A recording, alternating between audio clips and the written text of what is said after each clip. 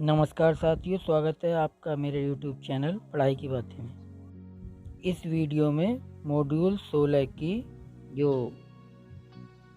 मापदंड पूर्व व्यावसायिक शिक्षा है उसकी गतिविधि 4 अपनी समझ की जांच करें को देखते हैं। हम गतिविधियों को संबंधित क्षेत्र से मिलान करें। कक्षा 6 से 8 तक की पूर्व व्यावसायिक शिक्षा के तहत आयोजित की जा सकने वाली गतिविधियों को संबंधित क्षेत्र से मिलान करें। एक तरफ पूर्व व्यावसायिक शिक्षा के तहत की जाने वाली गतिविधियां दी रखी हैं और दूसरी तरफ संबंधित क्षेत्र दे रखे हैं। तो देखते हैं, एक तरफ कृषि है, परिधान एवं रेडीमेड सामग्री, भवन और निर्माण, विद्युतीय कार्य, स्वास्थ्य एवं सुरक्षा। दूसरी तरफ क्या दिए? ट्यूबलाइट एवं बल्ब बदलना, पुनर्जलीकरण, समाधान, मशरूम की खेती, ब्लॉक प्रिंटिंग, चिनाई। तो कृषि से क्या मिल सकता है? मशरूम की खेती। तो हम मशरूम की खेती को कृषि के सामने ले जाते हैं। फिर परिधान एवं रेडीमेड सामग्री, इसके से मैच खाएगा ब्लॉक प्रिंटिंग। प्रिंटिंग का कार्य कपड़ों पे होता है। फिर भवन और निर्माण, भवन और निर्माण का कार्य चिनाई से होता है, तो इसे यहाँ ले आएंगे। विद्युतीय कार्य, ट्यूबलाइट एवं बल्ब बदलना, ये ऑटोमेटिक हमारे सामने आ गया। स्वास्थ्य एवं सुरक्षा, पुनर्जलीकरण, समाधान, ये भी हमारा ऑटोमेटिक सामने आ गया। अब आंसर देख लेते हैं। ये हमने सबमिट कर दिया। इसमें एक ही प्रश्न है गतिविधि में, ये सबमिट कर देते हैं। इस तरह से ये हमारा सही हो गया, स्कोर 1 हो गया। ये हमारी गतिविधि 1 पूर्ण हुई।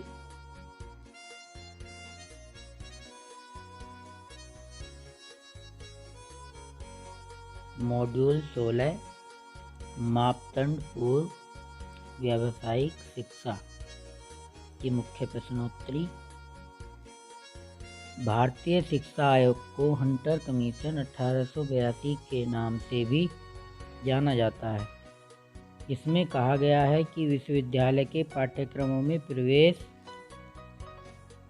परीक्षा के लिए छात्रों को तैयार करने के पहले 2 विशेष धाराएं होनी चाहिए और इसकी व्यवस्था खाली जगह है दे रखा है व्यवसाय के लिए। तो इस खाली जगह में क्या भरना है? पारंपरिक, सैद्धांतिक, नैदानिक या व्यवहारिक। तो इसमें व्यवहारिक 2 शाखाओं के लिए बोला गया कि व्यवहारिक और व्यवसाय के लिए 2 शाखाएं होनी चाहिए। तो इसका सही ऑप्शन हो जाएगा व्यवहारिक।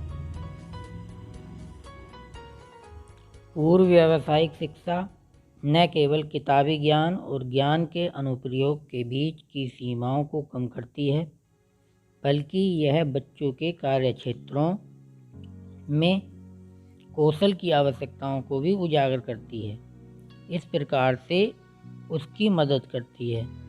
इसके ऑप्शन है भविष्य के लिए कैरियर का रास्ता तय करें, कौशल प्रशिक्षण के लिए तैयार करें, रोजगार कौशल को विकसित करें, या सभी ऑप्शन। तो इसके जो हैं ये सारे ऑप्शन जो हैं सही हैं। भविष्य के लिए कैरियर का रास्ता भी तय करते हैं, कौशल प्रशिक्षण के लिए भी तैयार करें और रोजगार कौशल की विकसित भी करें। तो सभी वाले ऑप्शन पे क्लिक कर देते हैं।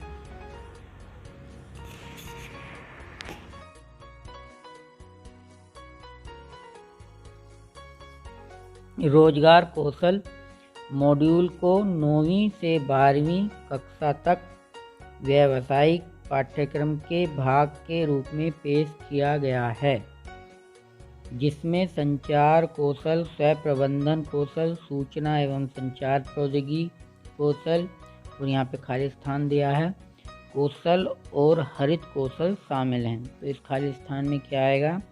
उद्यमिता कौशल, विचार कौशल, अनुकूल क्षमता कौशल या पारस्परिक कौशल।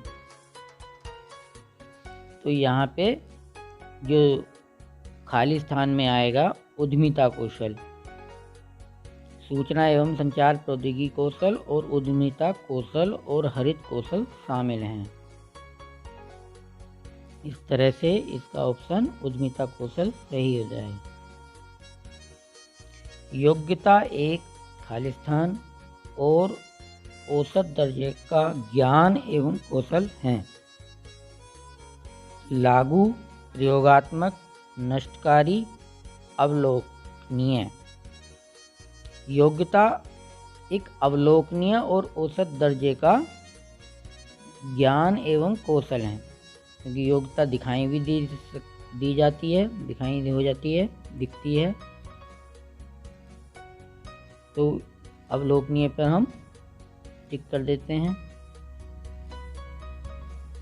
शिक्षा का व्यावसायिक विकास खालिस्तान और बुनियादी तकनीकी कौशल के साथ साथ उच्च माध्यमिक स्तर पर स्कूली शिक्षा के वर्षों के दौरान सामान्य शिक्षा के विकास का प्रावधान है और इसके लिए माध्यमिक स्तर के बाद व्यक्तियों को रोजगार में वृद्धि करना और उन्हें रोजगार के अवसर के लिए तैयार करना है। तो इसके क्या क्या ऑप्शन है?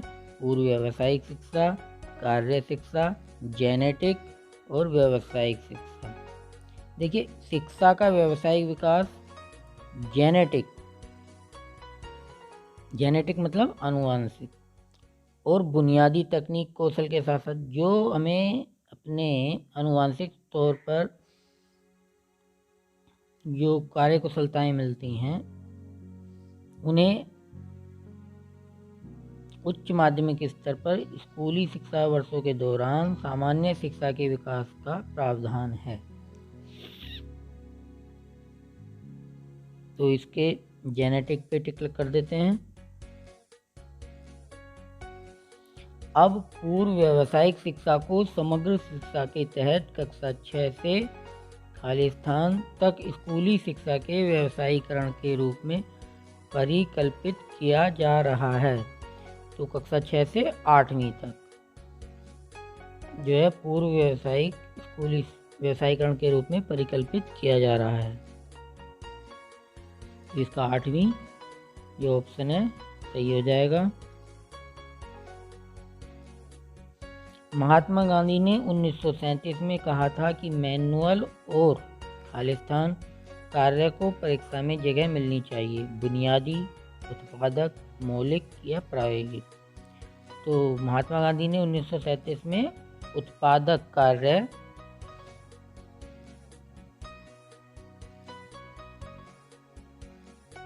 को परीक्षा में जगह मिलनी चाहिए ये कहा था,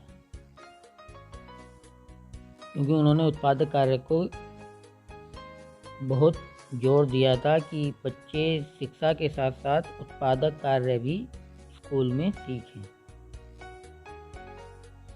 ईश्वर भाई पटेल समिति 1977 ने SUPW को एक उद्देश्यपूर्ण सार्थक के रूप में विकसित किया, जिसके परिणाम स्वरूप वस्तुओं या सेवाओं का काम होता है जो समुदाय के लिए उपयोगी है।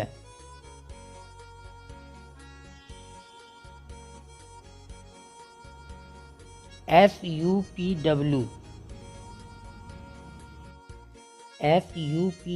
का मतलब होता है सोशली यूजफुल प्रोडक्टिव वर्क, मतलब ऐसा प्रोडक्टिव वर्क जो सामाजिक रूप से काम में आए। तो जो ईश्वर भाई पटेल समिति 1977 थी उसने सार्थक रूप से विकसित किया इस खालिस्तान में, जिसके परिणाम स्वरूप वस्तुओं या सेवाओं का काम होता है जो समुदाय के लिए उपयोगी है। अच्छा, मैनुअल, मशीन या सामान्य। तो इसमें मैनुअल इसमें आएगा मैनुअल।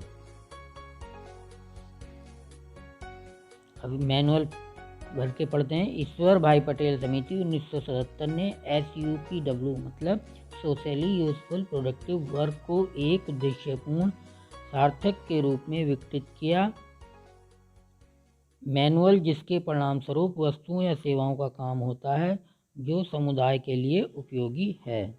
तो मैनुअल सही हो जाएगा। कार्य अनुभव को खालिस्तान के रूप में जाना जाता है। व्यवहारिक कार्य, सामान्य कार्य, सामाजिक रूप से उपयोगी उत्पादक कार्य या पूर्व व्यावसायिक कार्य। तो कार्य अनुभव को सामाजिक रूप से उपयोगी उत्पादक कार्य के रूप में जाना जाता है। शिक्षा पर राष्ट्रीय नीति। खालिस्तान ज्ञापित है कि व्यावसायिक शिक्षा के व्यवस्थित, सुव्यवस्थित एवं कठोरता से लागू कार्यक्रमों की शुरुआत प्रस्तावित शैक्षिक पुनर्गठन में महत्वपूर्ण है। तो शिक्षा पर राष्ट्रीय नीति 1986 में ज्ञापित है। जो शिक्षा पर राष्ट्रीय नीति 1986 है उसमें ये ज्ञापित है कि व्यावसायिक शिक्षा के व्यवस्थित, सुव्यवस्थित एवं कठोरता से लागू कार्यक्रमों की शुरुआत प्रस्तावित शैक्षिक पुनर्गठन में महत्वपूर्ण है। तो इसका यही ऑप्शन सही है। इस तरह से 10 प्रश्न हमने ठीक किए। अब इसको और देखते हैं। हमारे 10 प्रश्न सही हो गए। वीडियो को आप सभी ने ध्यानपूर्वक देखा होगा, समझा होगा, और ये वीडियो आप जो प्रशिक्षण प्राप्त करेंगे या प्राप्त कर लिया है निष्ठा का, उसमें काफ़ी हेल्पफुल साबित होगी। वीडियो पसंद आई हो तो लाइक करें, शेयर करें और चैनल को सब्सक्राइब करना न भूलें, ताकि आने वाली वीडियो आपको समय पर मिलती रहें। और अपने सुझाव कमेंट बॉक्स में टाइप करना न भूलें, ताकि हम आने वाली वीडियो में और सुधार कर सकें। आप सभी को नमस्कार, धन्यवाद।